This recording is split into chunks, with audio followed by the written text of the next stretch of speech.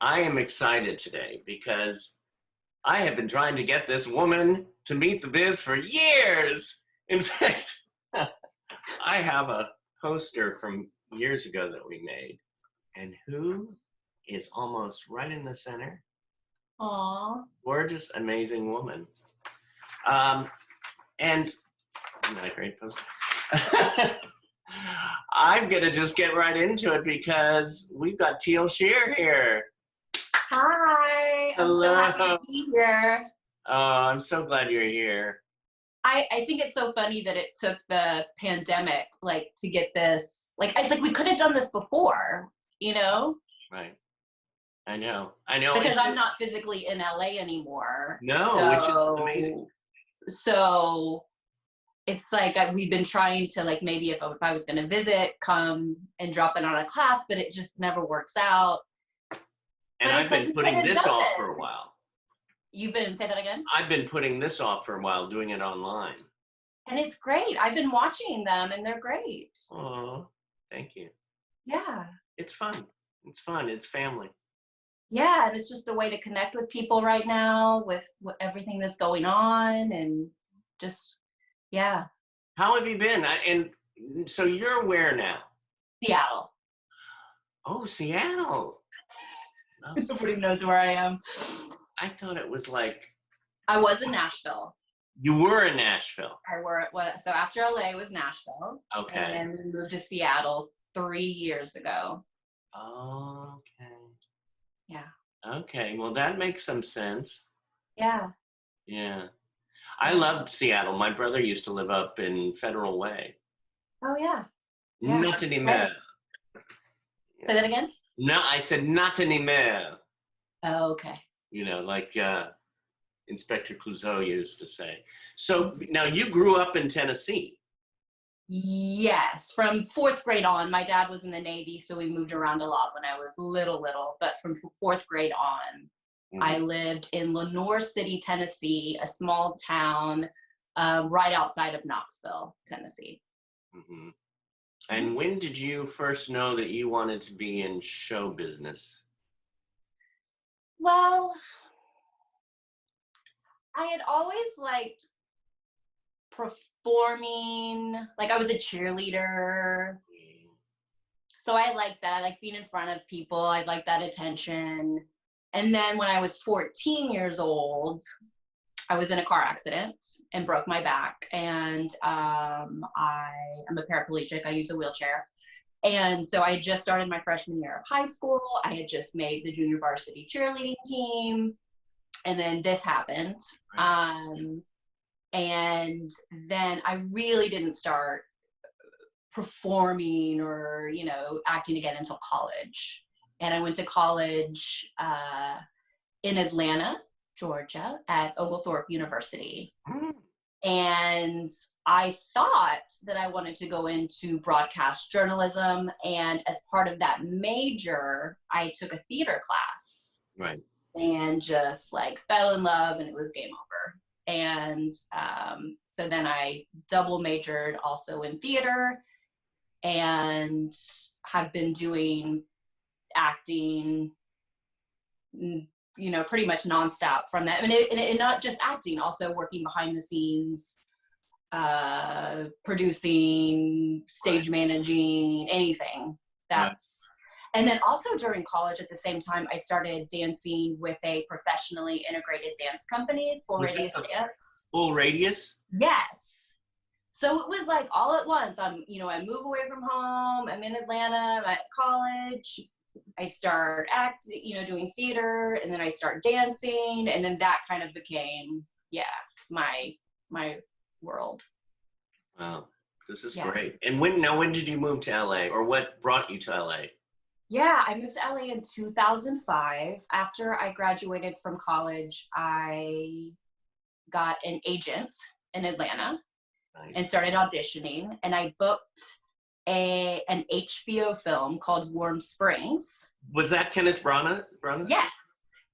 And so I was hired as one of the local actors. They brought a bunch of actors in from LA and all over, but they hired locally for some of the parts. So I booked that. And that gave me my Screen Actors Guild card. And I also met all of these wonderful people on set. And I also was an advisor to Kenneth Branagh because he was playing FDR, who has polio and is paralyzed. So we got together and we met one day at a pool, indoor pool. So I showed him how you swim with just the use of your upper body, and also how to walk with braces on your legs. So it was like, that was, yeah. And I met some LA, some of the people I met on the film, actors, as well as the producer and the writer of the film, I'm still friends with today. Okay. Yeah. I love it how, you know, you might plan to be an actor, which you are, but Yeah. you also have branched out into so much. I mean, training Kenneth Branagh, and then, excuse me for this. Okay. Oh, I always have to turn this off beforehand. Oh, it's Performing Arts Studio West checking in. We have a little group on Performing Arts Studio West that people say, "How is everyone?" And we're checking. Oh, that's nice. Yeah. Good. It's nice to check in, so. Totally. I'll check in after the interview. But yeah, you really, you have done so much. One of the things that I remembered when I wanted you years ago is you created your own show, My Gimpy Life. Yeah. How does somebody accomplish that, and how did you accomplish all that you wanted in that show? Oh, wow. So, as we all know, being an actor is hard. And a lot of the times we feel like we don't have much control. So it all kind of started when Danny Murphy, he was doing a play, History of Bowling. And I love that play. I know. And I found out he was doing that play, and I just like to be involved in things. I like to connect with people and just be involved. So I said, "Can I help you produce that play? You need help, right? Producing it." And he was like, "Oh yeah." So I just started helping him put the pieces together. And while he did the play, I worked box office. We helped raise money. I helped in every way I could with that. And then after that, I started producing more shows with him and Coffee Stalking. Well, one of my favorite plays, Virginia Woolf, right? Yes. And I saw that one. It was a great production of it. Yeah, so it's that. I find like that I'm my best self, or I'm the happiest when I'm creating and when I'm collaborating with other people. And so that kind of like, that was my introduction to producing and creating something, and I loved it.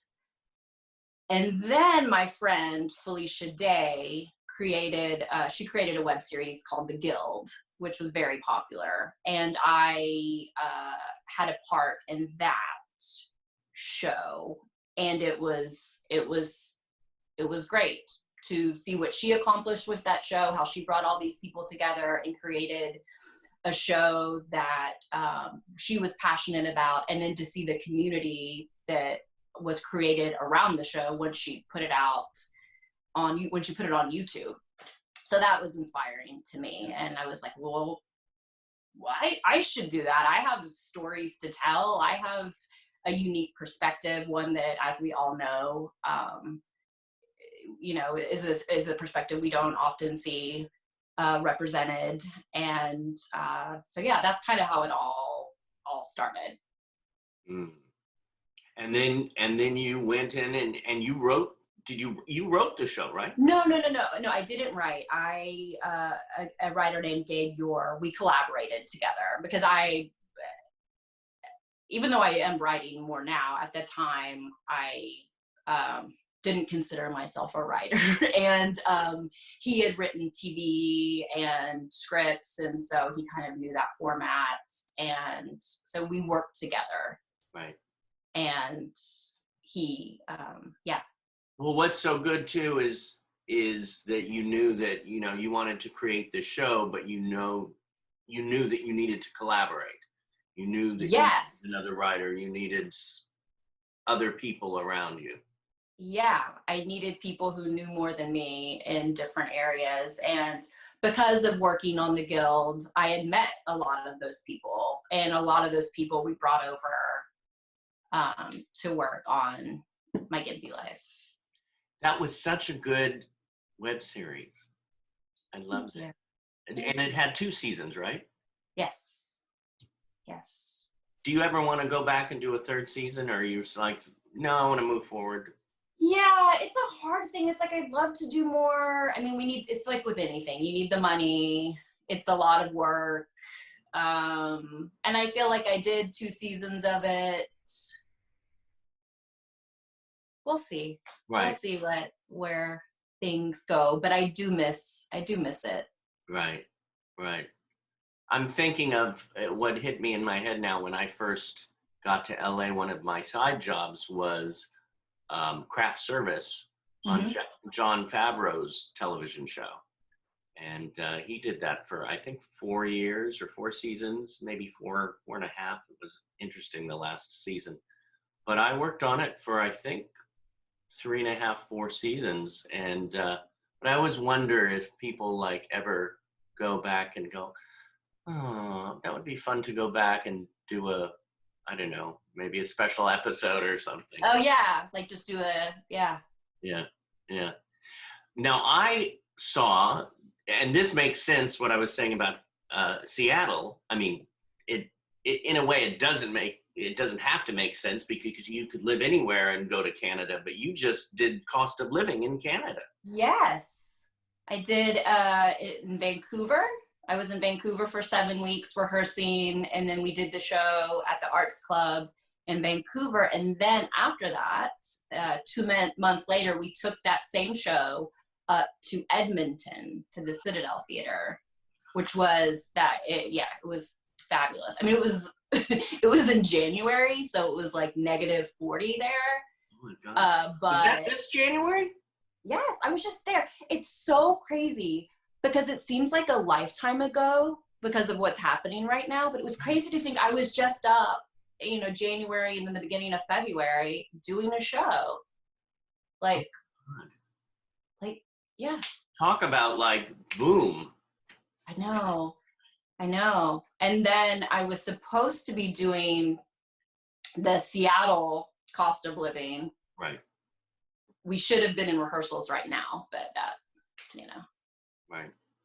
Yeah. That is such a good role. I mean, I would love if it opens up again after the quarantine's over. Hopefully. Keep me updated, because I'd love to see you in that. Yeah, it's such a great play and role. Yes, role, and yeah, it's Now fabulous. you talk about writing. You write for New Mobility. Yes, I do. I am their media columnist. So that's great. It's fun to write about, the business and whatnot. And then, I'll write other articles for them too. But that's been a lot of fun. It's great because you can do it from home. It's flexible in that way. And then it's another way for, me to be creative and put things out there. One thing that I so admire about you is that yes, you want to be an actress, and you are an actress. Yes, you wanted to be a writer, and now you're a writer. And yes, you wanted to have a family, and now you have a husband and a son? Yes, River. He's 5. I can't believe he's 5. It goes so fast. Wow. But you do it all. I mean, well. Yeah. I mean, I do it all, but it is like, it's hard. I mean, like people talk a lot about how do you balance it all? It's definitely like, I don't feel like you can really balance it. It's like when I was in Canada doing the show, I was in Canada doing the show. Like I left home and was away. And yes, when I was in Vancouver, my husband and son came to visit a couple times, but that was hard, on my family. And then, so you just, when I'm home with my son, I try just to focus on him. Right. And then when he's usually at preschool, I try to then focus on writing, or if I have an audition or whatever. But it's a lot of, you just. One of your, oh wait, I was looking through your website, which is wonderful. I mean, so photogenic. When I saw that picture of you with Dustin Hoffman. Oh, yes. That was great. For what, the American Voices? Yeah, the Broad Stage in Los Angeles, they had just opened. Mm-hmm. And it was their inaugural show called American Voices. And the producer, I think, found me online through my website. They were just looking for a diverse cast, and I guess they decided they needed somebody with a disability, and they Googled it, and somehow I came up. Mm. And it was so random. I mean, this just shows you how crazy this business is. Yeah. I'm just like at my apartment, and then all of a sudden I get a call from this lady saying, I'm a producer for the show, this play, American Voices. Dustin Hoffman is directing it, and he's going to be in it. He'd like to meet with you. Can you come to his office today? And I'm like, what? Sure. So like, Dustin directed it? Yes. Oh, great. So next thing I know, a couple hours later, I'm driving into, I think Brentwood is to his office in this high rise. And then I'm waiting in the waiting room, and they give me some some things. And then I'm in the office with him. Oh my God. Reading with him. And then it seems like it's going well. I don't know. And then I leave, and then I don't hear anything. Yeah. And then I think a week later, they're like, oh yes, you got it. And then it's like, I get there, and there's like Annette Bening is in it, James Cromwell, Rosario Dawson, Richard Schiff. And I'm kind of like, what am I doing here? What is happening? Well, because you were one of them. You are one of them. I think it was just because they just wanted somebody with a disability. So that's how I got, that got me in the door, I guess. And then I guess it's just because they found my website. Yeah, but you were good enough to get the role. Yeah. Yeah, sure. Just often hanging out there. I met him on the set of the Fockers, and I grew up loving him. So whenever I think of his name or think of when I met him, he was so gracious and open. I remember being on the set and was watching the playback, and all of a sudden somebody tapped me on the shoulder, grabbed my hand, and said, "Good shit, man, good shit."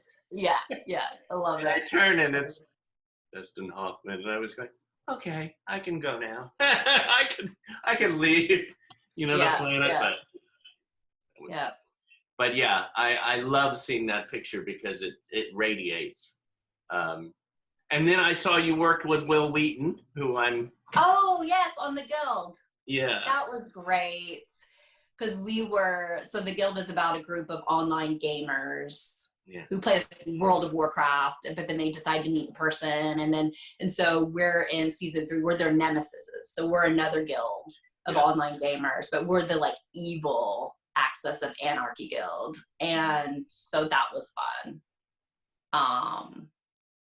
That was fun to do. Yeah. And I was watching your wonderful demo reel and seeing I think your latest work, on NCIS? Mm-hmm. Yeah, NCIS New Orleans. New Orleans. Your character was so, I love it. It was powerful. It was and LeVar Burton directed that, huh? Yes. And Daryl Chill Mitchell, who is a regular on the show. Right. And then Catherine Beatty, who wrote the episode and is a writer on the show. She is a wheelchair user. She has CP. So it's kind of surreal being on that set because you have the writer, producer who's in a wheelchair, Right. You have Daryl, who's a wheelchair user. They had hired a lot of the extras, were chair users. So it was just like almost like, wow, like we're all here and this is Right. And this is cool. Kurt Yeager Yeah. was on that, wasn't he? On that episode. Say that again. Kurt Yeager, was he? Oh yes, yes. How did I? Yes. No, Yes, no, yes, no. yes. Yeah, I don't know how I just like. Yeah, Kurt Yeager was the series lead, like in that episode. Yeah, he was so good. So that was just surreal to kind of be like, oh wow, like With we're on a network show and disability is present, and like, yeah. Wow. Well, I really love too that even on your website you say in your main focus is for the inclusion of performers with disabilities, and it's your biggest passion. Mm-hmm. Yeah. And that's what you define passion. Yeah. Yeah. But I feel like that's it's definitely your passion too, and that's what's yeah. Yeah. So great. It's yeah. Yeah, it's so nice to, and even talking and sitting with you here, you are so just, hey, this is who I am. And okay, I'm gonna do this, I could do that, I could do that. And you seem to juggle it. You seem to, the acceptance is just, it's like, hi, I'm Teal. You don't do that. You're just like, hey, I'm Teal. Well, yeah. But it's hard though too. It's not all just easy, and Right. I obviously, have my doubts and like, insecurities and all that kind of stuff too. Yeah. But So still somehow get it out there, or try to. Yeah. if you had to tell the students from Performing Arts Studio West and Meet the Biz and whoever else is watching there, what is one piece of advice you would give them about going for it? About going for it? Yeah, whatever you want to go for. Yeah. Well, I always kind of ask myself, like, if I don't do this, or if I don't try for this, am I going to look back one day and regret it? And I use that a lot in my life. And so I think about that. Like, am I going to one day look back on my life and be like, Teal, why didn't you try to, do My Gimpy Life? Or why didn't you try to produce that play? Or why didn't you write that article? Or whatever. So I think about that, because it's like, what do you have to lose? I mean, so that's, I guess, one piece of advice. I don't know. There's so much. I don't know if it's because I've gotten older, or if it's just through what we're going through right now. But I keep reflecting back on, like, my life, or when I first started acting, and I find myself doing that. Like, I wish I knew what I knew now then. Yeah. Do you do that? It's like, oh yeah. I do. And at the same time, what's so interesting is I'm 90 something percent. It varies in the 90s, but 95% of the time I'm very like, okay, I'm at this moment here. I'm happy. yes. And you wouldn't be at this moment if you hadn't have gone through like what you've, like the whole thing. Yeah. What are some other things? I think it's really to just, and we're dealing with this now. And I think as in the entertainment industry, and I talked about this a little bit earlier, it's easy to feel like you just really don't have control over a lot of things. Yeah. And we're feeling that right now with the pandemic. It's like, so it is just trying to focus on, like, well, what can you control? And whether that's your training or building a community of people, so you have a support group and you have, just your safe haven of people that you can turn to, whether it's creating something, whether it's like whatever. It's like, so just trying to focus on that and what brings you joy, and just knowing that, like, this career, it's like a marathon, you know. It's not, we're in it, it's not just, things aren't just gonna happen and then, you know, it's and nothing happens when you want it to. I feel like things like, it's so interesting how things that I wanted maybe to happen 15 years ago or 10 years ago, that they may come back around in a different way, and you're like, oh, that happened, but yeah, but not in the way I expected it to, or definitely not on the timeline that I wanted it to happen. Yeah. Thank you, Teal. You're welcome. I can now say we now had every one of these on our show, including this woman, which is right. Yay.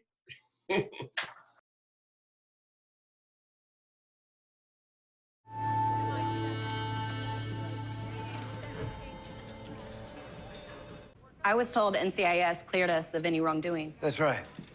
We need trained professionals that know what to look for. That's all of you. If you're up for it. We're in. Diane, drive in here! Wow. She on a ramp or something? Get Clayton Beckwith on the phone. Is this about the 45? You know your firearms. I know 45s. I still have a bullet fragment between my T3 and T4. That's how I got like this. My sister shot me on accident. By accident. Oh, God, I'm so sorry. Hey, freedom isn't free. That bullet could have just as easily missed me and hit a Muslim extremist. What kind of friend would I be? Mr. Flaherty, employee number 33. Whoa, easy there. I'm a fucking animal. Oh, you were with the bald nutsack who pushed me around. I'm Venom. I'm the one who can't walk. God, I hate you guys. There isn't a natural disaster big enough to kill all the people I hate, including all of you. Hey! Stop pushing me! What? Hey! Oh my God, help! Help! Control your speed, woman! Sir, this man just assaulted me. He almost pushed me out into traffic. I did nothing of the kind. Venom's a teacher? Art. I like to give kids an outlet for their hate and misery. Tink, are you seriously okay with this? She's not here. And I'd rather take a bath with a toaster than listen to this. And action! Literally, no job is too rough or too delicate. And squid action! Even when... Ow! Ow! Ow! Even when crime gets mean, there's nothing hope so... can't clean. Good, now fight. Fight, Teal, keep battling. Good. Fight it! Milo! Look, this is crazy.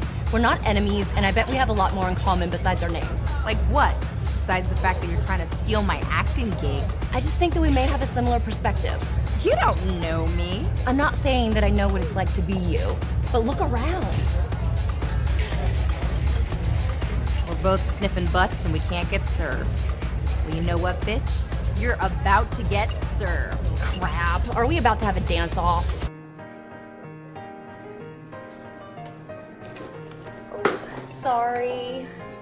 Oh, excuse me. Oh, yes, sir. Excuse me. Sorry, I'm late. That's okay. I'm glad you can make it.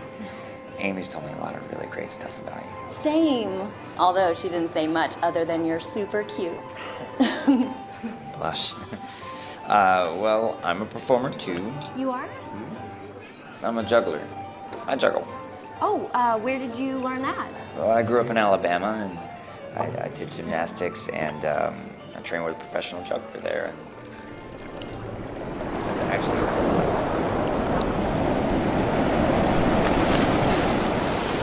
it's a really fun story. I'm sorry. Where's the bathroom?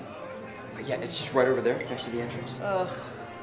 Wish me luck. If I'm not back in 5 minutes, send help. Break a leg. Oh, that's a good one, bitch.